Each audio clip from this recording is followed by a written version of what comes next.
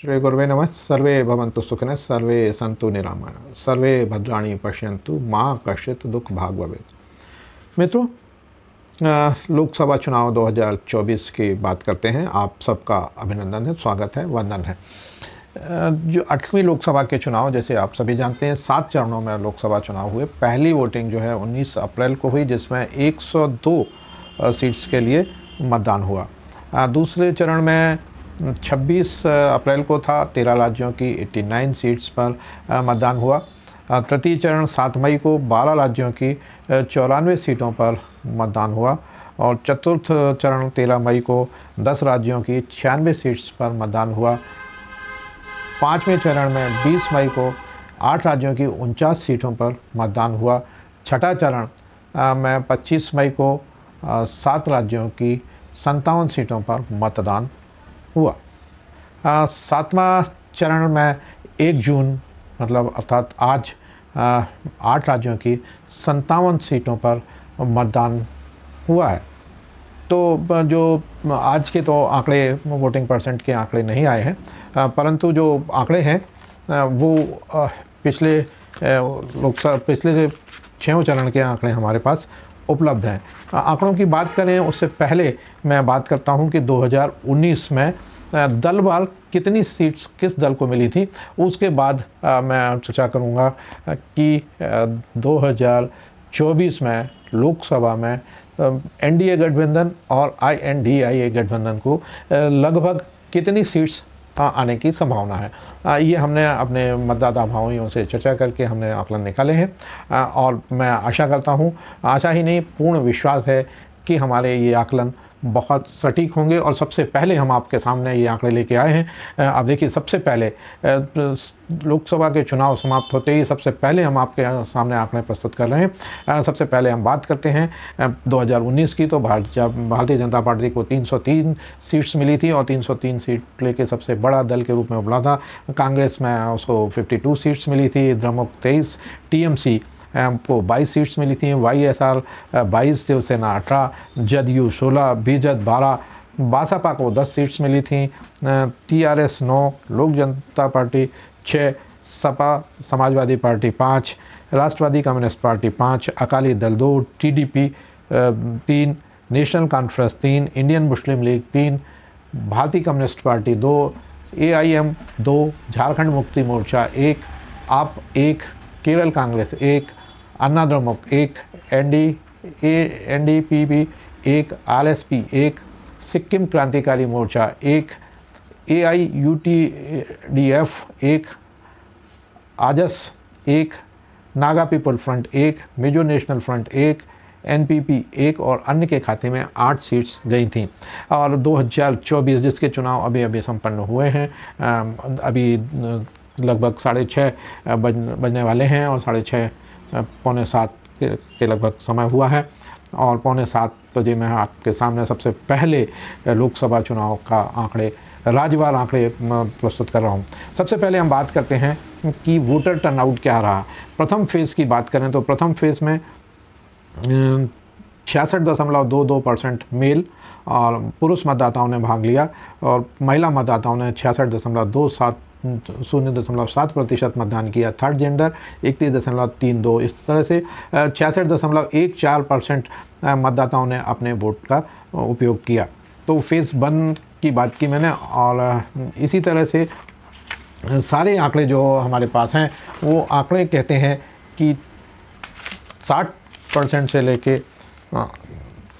सबसे ज़्यादा जो मतदान हुआ है वो पश्चिम बंगाल में हुआ है। पश्चिम बंगाल में काफ़ी अधिक मतदान हुआ है। और पश्चिम बंगाल के आंकड़े भी, जो मेरे सर्वे के आंकड़े हैं, वो अत्यंत चौंकाने वाले आंकड़े आ रहे हैं। आपको विश्वास ना हो, शायद आप इस बात पर विश्वास ना कर सकें, मगर जो आंकड़े हैं, जो सच है, वो तो आपके सामने मुझे रखना ही पड़ेगा। और जो पश्चिम बंगाल से जो मेरे को आंकड़े प्राप्त हुए हैं वो आई ओपनिंग का काम करेंगे और वो बहुत रोचक परिणाम है। और देखिए, पश्चिम बंगाल में 42 सीट्स हैं और 42 में से 30 से 34 सीट्स, आप देखिए 30 से 34 सीट भाजपा ले जा रही है।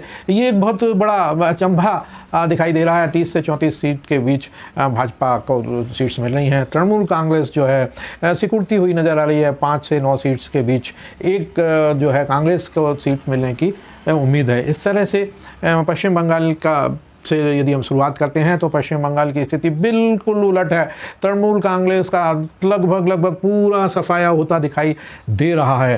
वोट परसेंटेज में बहुत ज़्यादा अंतर नहीं है और वोट परसेंट, बीजेपी का वोट परसेंट बहुत अधिक बढ़ गया। 52-53% वोट परसेंट बीजेपी को यहाँ पर प्राप्त होते हुए स्पष्ट दिखाई दे रहे हैं। और जो मतदाताओं ने जिनसे हमारी चर्चा हुई, उनके जब हमने एवरेज काउंट किया तो यह स्पष्ट है कि लगभग 52% से लेके 52 से 54% टोटल वोट्स बीजेपी को मिलेंगे। वहीं तृणमूल कांग्रेस जो है 28 से 30% वोट शेयर के साथ उसका पूरा सफाया होता दिखाई दे रहा है।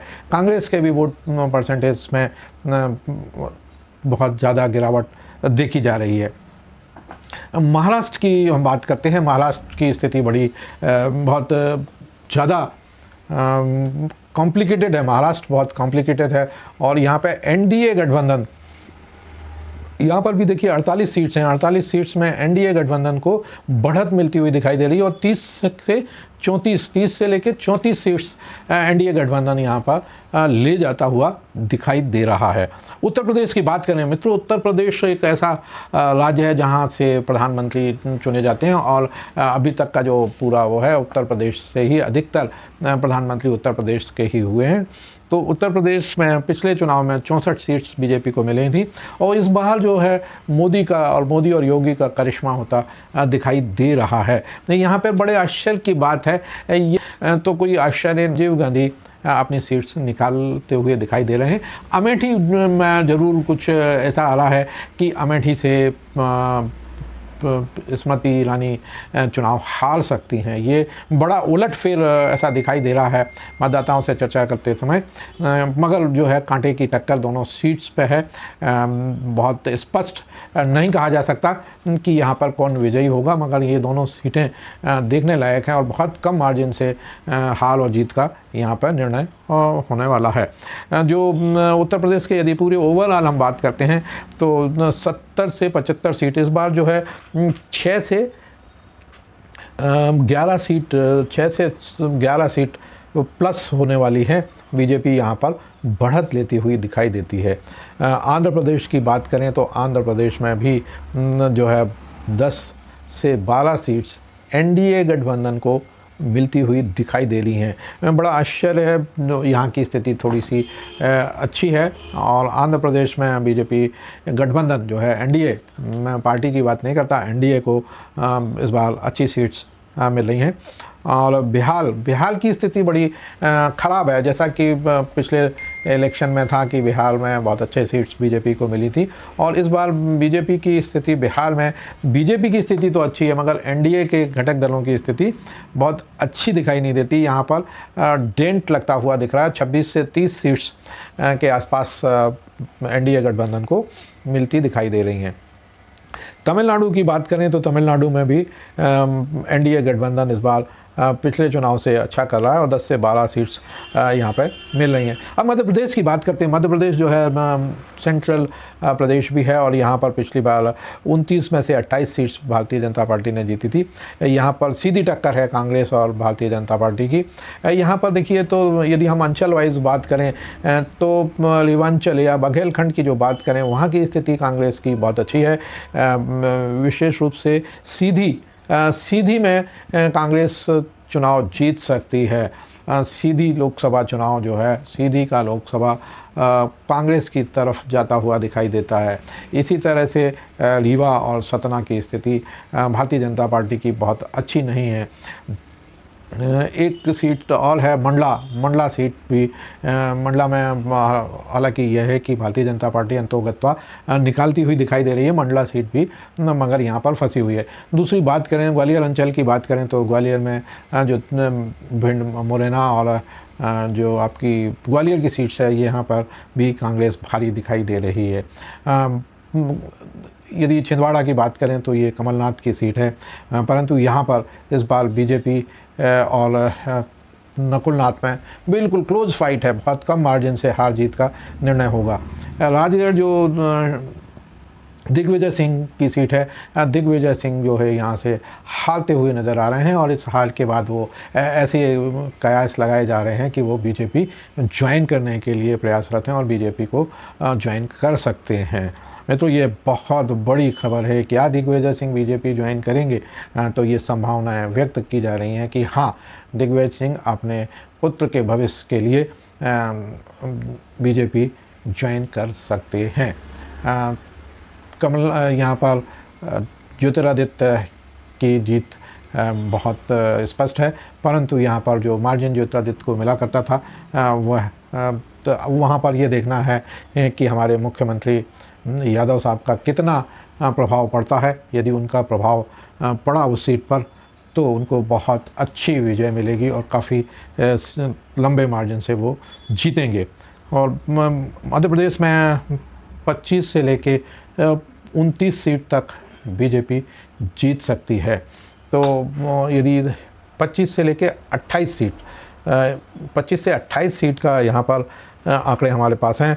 कर्नाटक की स्थिति जो है पिछले चुनाव से थोड़ा सा प्लस माइनस है और 20 से 25 सीट 20 से 26 सीट्स यहाँ पर बीजेपी ले जाती हुई दिखाई दे रही है। गुजरात की स्थिति वही है, 25-26 सीट, यहाँ लगभग 100% सीट्स बीजेपी के खाते में जाती हुई दिखाई दे रही हैं। जो राजपूतों का जो विरोध था वो कुछ हद तक बाद में निराकरण कर लिया गया है। राजस्थान की बात करें तो राजस्थान में भी बीजेपी जो है 24-25 सीट्स जीत सकती है। उड़ीसा में 15 से 18 सीट्स एनडीए को मिलती हुई दिखाई दे रही है। केरल में जो है बीजेपी अपना खाता इस बार खोल रही है। यहाँ पर कभी बीजेपी को कोई सीट्स या एनडीए गठबंधन को कोई सीट नहीं मिली है, मगर इस बार केरल में 1 से 2 सीट बीजेपी को मिल सकती हैं। तेलंगाना की बात करते हैं तो तेलंगाना में इस बार जो है बीजेपी एनडीए गठबंधन की स्थिति पिछले बार के चुनाव से अच्छी है और 8 से 10 सीट्स 5 से 10 सीट तक तेलंगाना गठबंधन में एनडीए गठबंधन को मिल सकती हैं। असम की स्थिति अच्छी है और असम में 10 से 12 सीट्स एनडीए गठबंधन के खाते में जाती हुई दिखाई दे रही हैं। झारखंड में भी 8 से 10 सीट्स बीजेपी गठबंधन एनडीए गठबंधन को मिलती दिखाई दे रही। पंजाब की स्थिति थोड़ी सी ख़राब है। यहाँ पर आप आदमी पार्टी को 7 से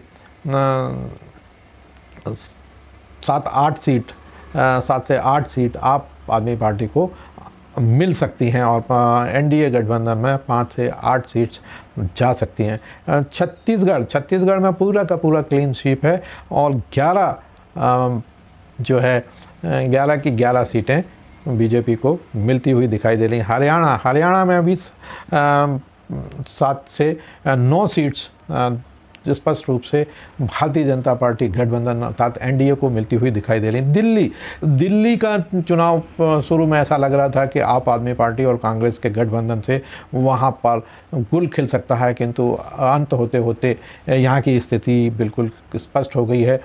6 से 7 सीट्स एनडीए गठबंधन को मिल रही हैं। यहाँ पर एक सीट जो है कन्हैया कुमार कुछ कमाल करते हुए दिख रहे हैं कि कन्हैया कुमार यहाँ से जीत सकते हैं। जम्मू एंड कश्मीर की बात करें तो लद्दाख की सीट एनडीए गठबंधन के खाते में जाएगी। उत्तराखंड जो है, उत्तराखंड में 5 सीट्स हैं और पाँचों की पाँचों जो है एनडीए गठबंधन को मिलती हुई दिखाई दे रही हैं। हिमाचल की बात करें तो 4 सीट्स हैं हिमाचल में 3 से 4 सीट तो क्या 3 से 4 सीट यहाँ पे मिलती हुई दिखाई देती हैं। तो क्या राणावत चुनाव हारेंगी? तो राणावत की सीट जो है, कंगना राणावत की जो सीट है वहाँ पर बहुत क्लोज फाइट है और वहाँ पर कंगना राणावत की स्थिति जो है बहुत स्पष्ट नहीं है, इसलिए 3 से 4 सीट्स हैं। एक सीट यदि हिमाचल में कांग्रेस जीतती है तो वो कंगना राणावत की होगी। अरुणाचल में 2, गोवा की 1 सीट, त्रिपुरा 1, मणिपुर देखिए, मणिपुर की बात करते हैं तो मणिपुर में 2 सीट्स हैं और दोनों सीट्स एनडीए गठबंधन को जाती हुई दिखाई दे रही हैं। मणिपुर में जिसमें विपक्षी दलों ने बड़ा हंगामा किया था, वहाँ पर बहुत स्थिति बड़ी वैसी है। त्रिपुरा में भी जो है 1 सीट है, मेघालय का 2 में से 1 सीट है। इस तरह से देखा जाए तो 369 से लेकर 403 सीट्स तक एनडीए गठबंधन को मिलती हुई दिखाई देती हैं पूरे देश में। आप देखिएगा 369 से 403, 403 प्लस, 369 प्लस से लेके 403 सीट्स तक एनडीए गठबंधन को मिलती हुई दिखाई दे रही हैं। मित्रों, 4 तारीख आने वाली है और ये मेरा सबसे पहला ओपिनियन पोल है जो कि आप मेरे लोगों ने किया है, और जो आंकड़े मुझे मिले हैं वो अचंभित कर देने वाले आंकड़े हैं। और मित्रों, मैं पूरे दावे के साथ और विश्वास के साथ ये कह सकता हूँ कि एनडीए गठबंधन को 369 से 403 सीट्स मिलती हुई स्पष्ट रूप से दिखाई दे रही हैं। जहां तक वोट परसेंटेज की बात करते हैं तो पिछली बार 55.80% वोट बीजेपी को मिला था और कांग्रेस को 9.58 मिला था। इस बार भारतीय जनता पार्टी का वोट परसेंटेज 60% के आसपास वोट शेयर लेकर सबसे बड़ा दल के रूप में उभर रही है और कांग्रेस को भी इस बार लाभ होता हुआ दिखाई दे रहा है और लगभग 23 से 25% वोट कांग्रेस को भी मिलते हुए दिखाई दे रहे हैं जहां जहां उन्होंने चुनाव लड़े हैं। तो एनडीए गठबंधन जो है 23 से 25% वोट शेयर लेके उभर रहा है। और मित्रों, यदि हम कांग्रेस की बात करें तो पिछली बार 52 सीट्स थी, इस बार 52 सीट्स तो नहीं आएंगी और कांग्रेस पार्टी 50 सीट से नीचे जाती हुई दिखाई दे रही है। स्पष्ट रूप से कांग्रेस को नुकसान होता हुआ दिखाई दे रहा है। उत्तर प्रदेश में जहां बहुत ज़्यादा उम्मीद थी, उत्तर प्रदेश, बिहार में बहुत कम सीटों पर ये चुनाव लड़े हैं समाजवादी पार्टी और वहाँ पर आरजेडी की स्थिति कांग्रेस से तो बेहतर दिखाई दे रही है।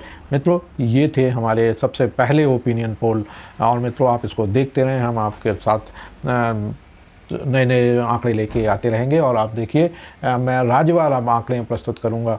और जय हिंद, जय भारत।